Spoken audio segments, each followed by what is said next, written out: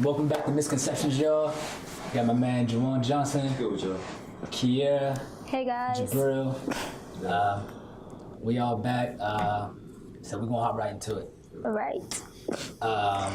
So first we're gonna start off. I was like, yeah, what could we talk about? And I came up with the idea of money. So with the idea of money, we're navigating towards like how society views money, like why we view it the way we view it. What does it do for you as a person? Like, does it put you on a different scale than other people? Blah blah blah blah, stuff like that. So what do y'all think? What do y'all think money rates in society?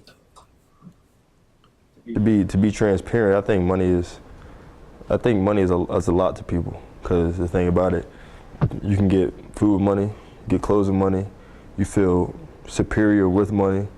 I feel like with the money you can get a lot of places in life. It's just like when you have money, I feel like you can walk in a certain way, or you could talk in a certain way just because you have it. And that's just speaking generally. Because if you don't have money, you're not doing the things that you necessarily want to do. You can't travel anywhere, or you can't eat necessarily what you want to eat without money. So you have to economize a little bit when you don't have as much money as someone who makes who is pretty fortunate. So with money in this society, it holds a lot of weight. What do you think? Yeah, I definitely think with money, like somebody's always trying to like one up you in a sense. Like, for example, when you're hanging around your friends or like those where you know that come from money, they always try to like downplay like you or your situation, or like just in a general conversation, like you could just tell who comes from money, who doesn't. And like I feel like, What do you mean? How can you tell? like just how people act in a sense, like they're better than people, or like you can tell those who like are privileged or had money all their life. And then you could also tell people like who knows the struggle, who came from the struggle. Like you can just, especially like in college, like people always try to compare, like, oh, I just got these new J's, but like if I didn't get them, like, oh, you don't got money because you don't got them. But like you just might not like shoes. Like it's always a comparison, like when money is in play. And I feel like it's different for people though. Like some people could be very frugal with their money. Some people could have a lot of money but be very frugal, so they can wear like Skechers or New Balances. Like they could be wearing like something very minimalist and live a very minimalist life because they don't enjoy money, but they have it. So therefore they're like so they're saving money, they're investing money, they want to accommodate more money, but they don't have to show it by wearing flashy things or flashing in people's faces. Like there are different types of people, but money is still, I feel like, so idolized because of the way people are raised or how they're shaped or just how they value life. But is that a good thing? Oh, I mean, me personally, I wouldn't think it's a good thing because I think money, you can't take money to the grave at the end of the day. I mean, money can't come with you. You can't be buried with your money. But at the end of the day, the things you want to do with your life, you're gonna have to have money. I mean, I'm not saying that it has to be idolized or it has to be, I guess, chased after. But money will gravitate to you if you do the right things in life, or if you're passionate about what you want to do with life. So, I mean, I'm not saying that money ain't nothing because I'm not saying that at all, because you're gonna need money. Like it's just you have to live. You have to live. But I'm saying, like money shouldn't be idolized. Money shouldn't be the number one priority on why you do things, or why or like, dang, like I want to get these shoes, man. I gotta get money, man. Like no, just I guess embrace what you have, because once you get money, that's not the complete happiness, because I think happiness is having someone. What you're saying is you think money is valuable, but it shouldn't be the top value. Right. Yeah, I definitely think that too, because sometimes like the richest person in the world is probably not the happiest person in the world. I think a lot of people get caught up into money in the sense of like, oh, I got money, so I'm living my life. But 9 times out of 10, money can't buy happiness. So like you can have all the money you want, but like you still walking around life hating different things, going through life like miserable, but you got money, so you try to like, that's like, oh, money is more so like, okay, I'm not living through the motions because I got money, but you still like stuck in the situation. So I feel like sometimes people look at money as like an outlet, but money comes and goes. So like. But the thing is, like, cause I think about that sometimes, but I'm like, yeah, like you can have all the money in the world and you can be not happy, but at the same time, I'm thinking like, there's the same, you can not have money and be unhappy at the same time. That's true. So it's like, But that goes back to the person that you are, though. I feel like, because some people, yeah, all right, let's think of an extreme circumstance like Africa. okay. People are not wealthy at all there. At all? No, they live a very simplistic life, and they're trying to survive off of water that's not necessarily clean, and so they don't have the resources. But some are happy, some are very embracive with their life. They embrace their life because that's what their life is going to be. On the other hand, they don't have money, but they can be happy because the people that they're around, that they're with their families. So I'm not saying that everything that happens is like, oh, like they don't have money, so they ain't happy. There's plenty of people who don't have money and are happy. I don't got money and I'm happy. I mean, I don't have a lot of money, but I'm happy. But that's cool because it's a process of when things happen. So do you think that you can be the richest man in the world, but not, in a sense, lose your soul? Oh, absolutely. So you're saying that you can be the richest person in the world and still have your soul intact? Without a doubt. Because it's about the way that you perceive things. Like I said, it always goes back to the person. Like, if you're doing the things necessary. All right. So ultimately, when you say soul, I think of God, and I think of having a relationship with God. I know a lot of times people think of doing acts of kindness or ways to get to God, and yes, that is true, but it's more of the relationship with God more than the acts that you do. So giving to charity, that's great. God sees you, that's great. But like I said one time, you don't want God to look on your Explore page and you're not following him. You know what I'm saying? So he wants you wanna obviously follow him and seek him and have a relationship with him. But it's not all about the acts that you do. It's about seeking him first above all else.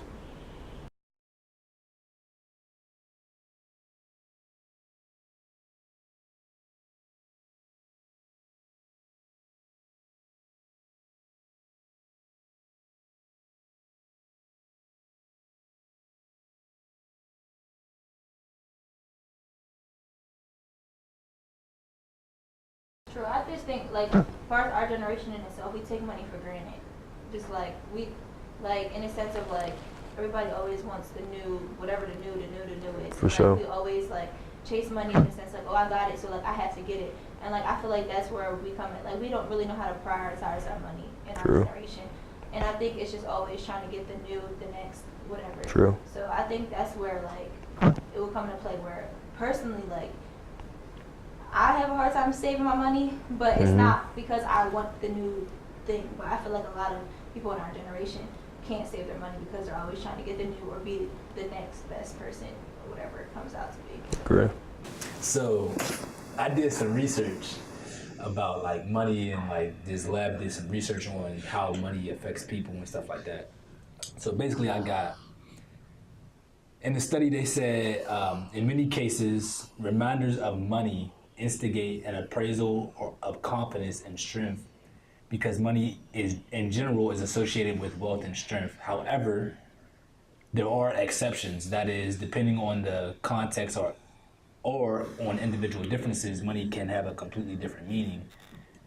And they said, in other words, depending on what associations money triggers, reminders of money can cause consumers to feel strong or weak.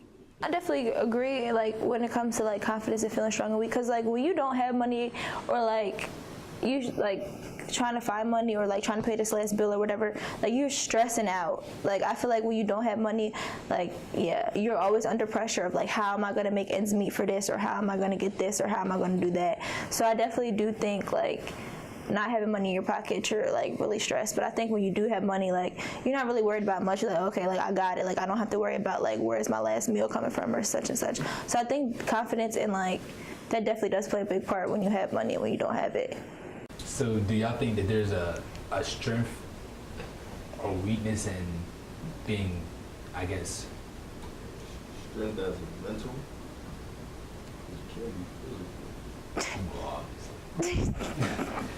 So do y'all think that it's better to grow up not having a bazooka load of money? I think personally, I think it's a weakness to grow up. Ooh, maybe I wouldn't say that. I'll talk from both point of views. I'll say it's bad to grow up with a lot of money, so therefore you don't know how to work. Everything's given to you. You don't know what hustle is. You don't know what the struggle is.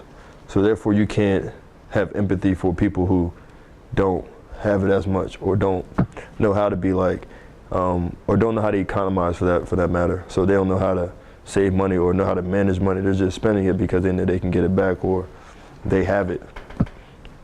In a different sense, I feel like it is good to have money growing up, because I feel like you know that you don't have to have that burden on yourself that, like, dang, I don't have money so I can't have this, or just feeling the need that you don't have anything. Also, it also shows you management. If you're grown up in a way that your parents are wealthy because they manage their money, or they saved their money, or they invested their money. So therefore your parents can teach you how to invest, how to save, how to put your money in places where you don't have to necessarily go broke, or you know how to work for money because your parents give you an allowance, or they pay you from commission or something like that. So I can see from both point of views on why it's a strength and a weakness. So I really don't have a concrete answer of whether it's a weakness or a strength, or you having money growing up.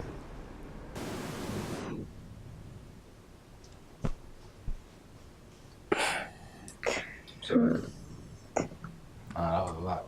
Sorry. So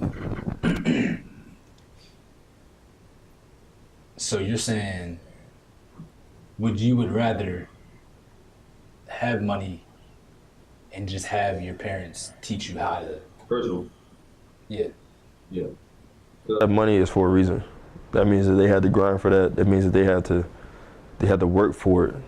So from them learning from that experience, they had to grind and work for it. If they had to, just say, like, a lot of people have come from overseas, and they've come from nothing and have made a fortune.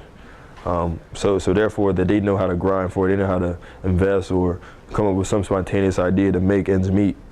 I feel like I can learn from somebody like that, saying like, oh, you need to do this and do that. So therefore you learn and be like, all right, like, dang, maybe that does make sense doing that, because if I didn't know that, then I wouldn't make money, or the whole patience part about it.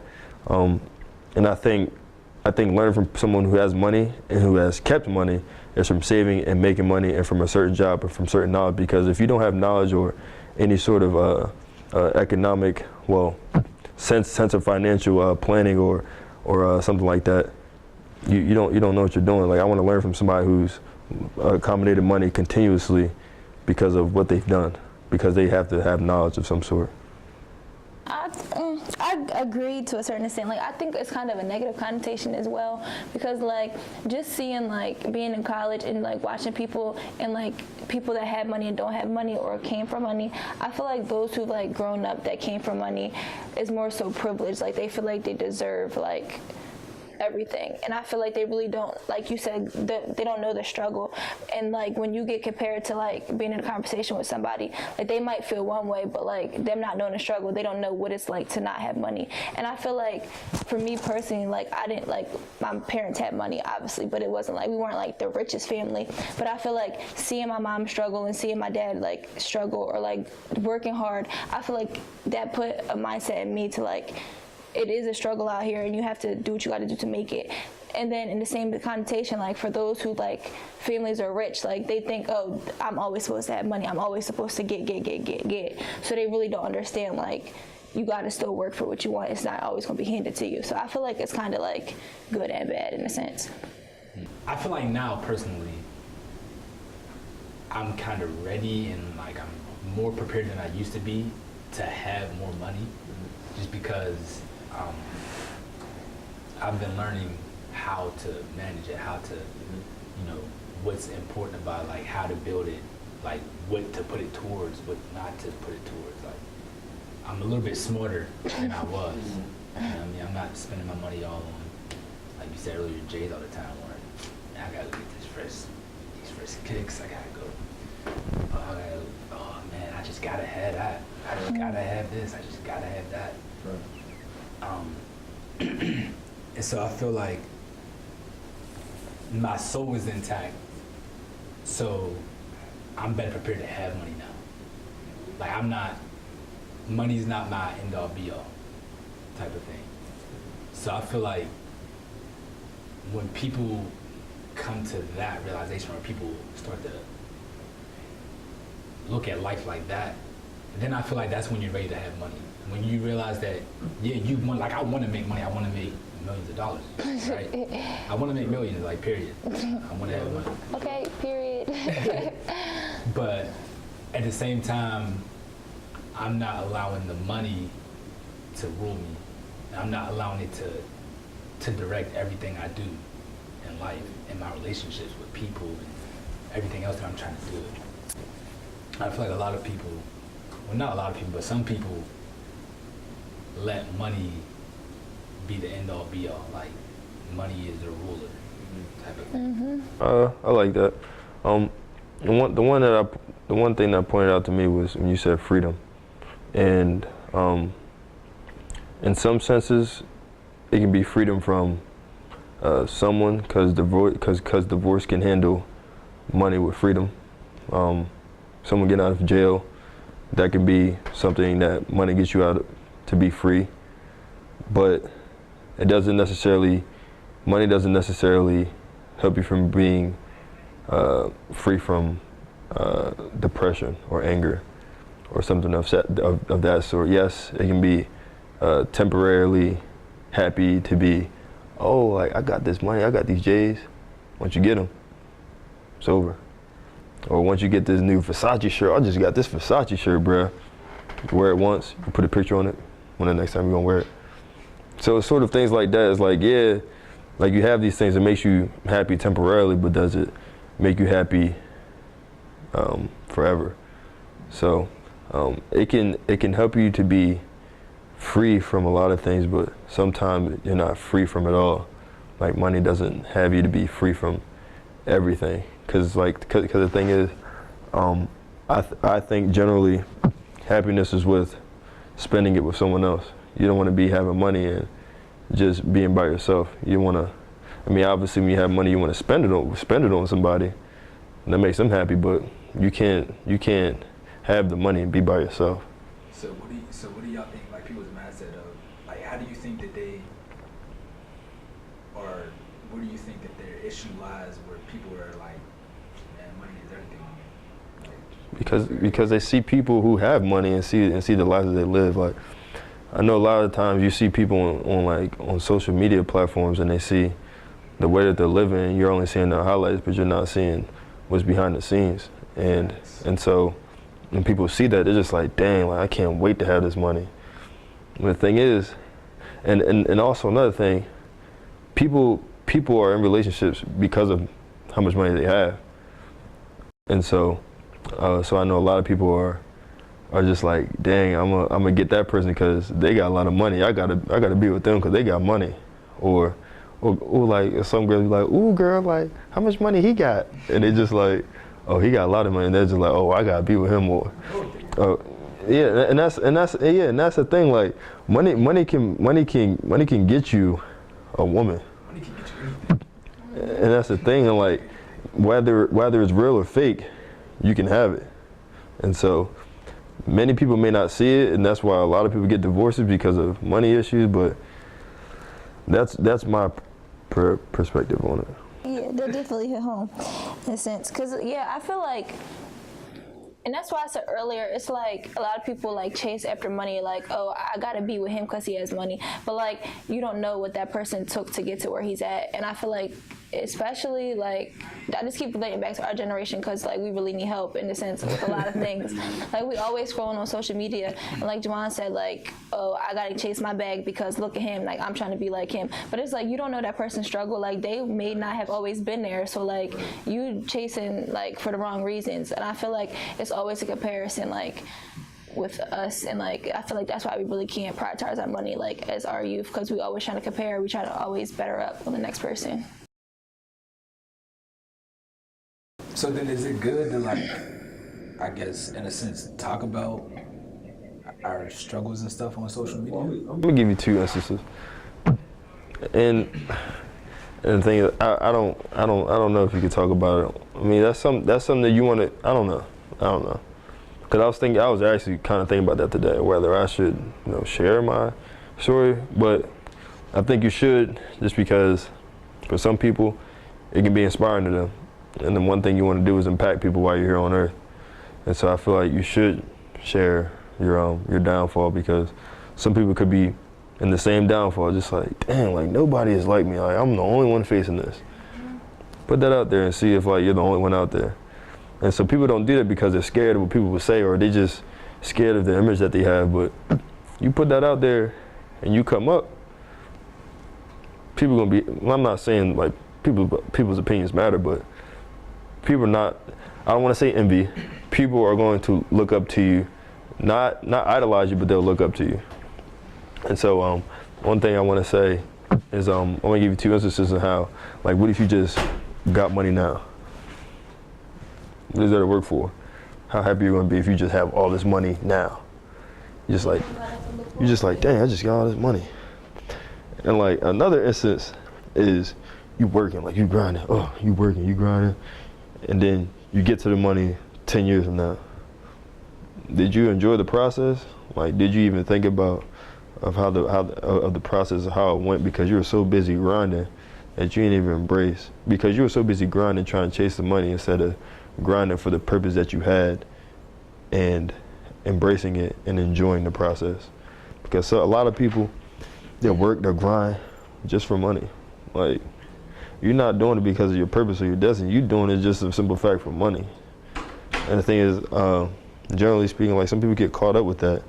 Like I'm doing this so I can help my mom. I'm doing this so I can help my family out. But yeah, like you're putting so much stress on yourself trying to help your family out, trying to do all this, but you're not even doing it for yourself. At the end of the day, ain't nobody gonna sit in a casket with you. You by yourself. So why don't you do it for yourself? It's easy. Like money comes and goes, and I feel like you can go home right now, get an eviction letter on your door. Like, that's it. Like, what you gonna do? Like, you worked all this time for all the money. Like, what you gonna do? So, and I think that's the problem. Like, even in sports, like, because like obviously we play sports, but I think that's a lot of people. Like, they get caught up in like what's life like after, but they're like you're really not enjoying the process. You just seeing the end goal. But like, you do all this, and then what if you don't even get to the end goal? So what you doing it for? Right. So I feel like, yeah, we just get so caught up in like how things look and how things should be instead of really just walking in purpose. So shifting gears a little bit, another thing that kind of relates to this is the idea of limits. And what limits, why we have limits, and why they're in place and what they can do for us. I feel like so many people look at limits and boundaries as a bad thing. Like, oh, I got a limit on this, or I can only do this much, or I can only go this far, or I can only do this much, and then I have to stop. And people look at that, I feel like, in the wrong way.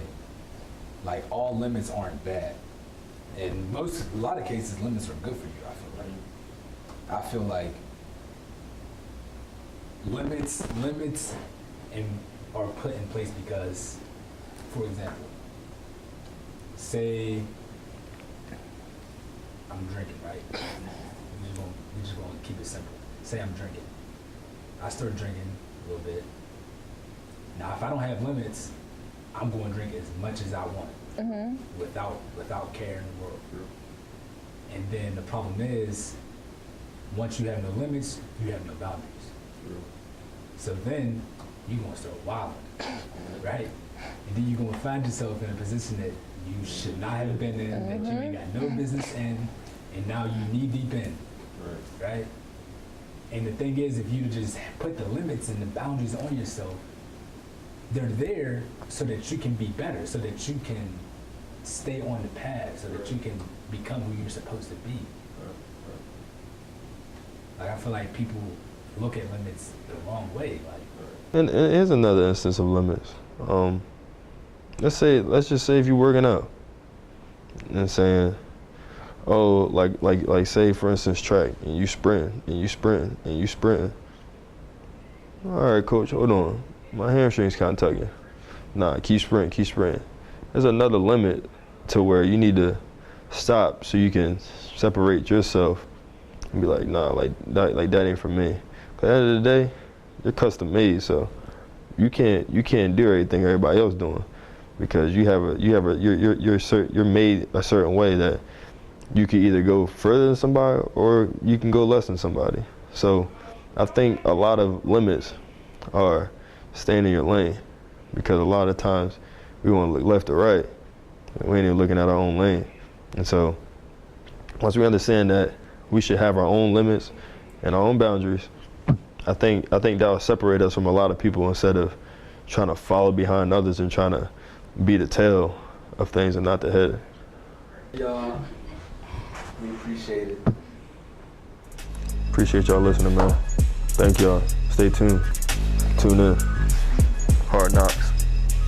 Misconceptions. Bag chasing. No bag there.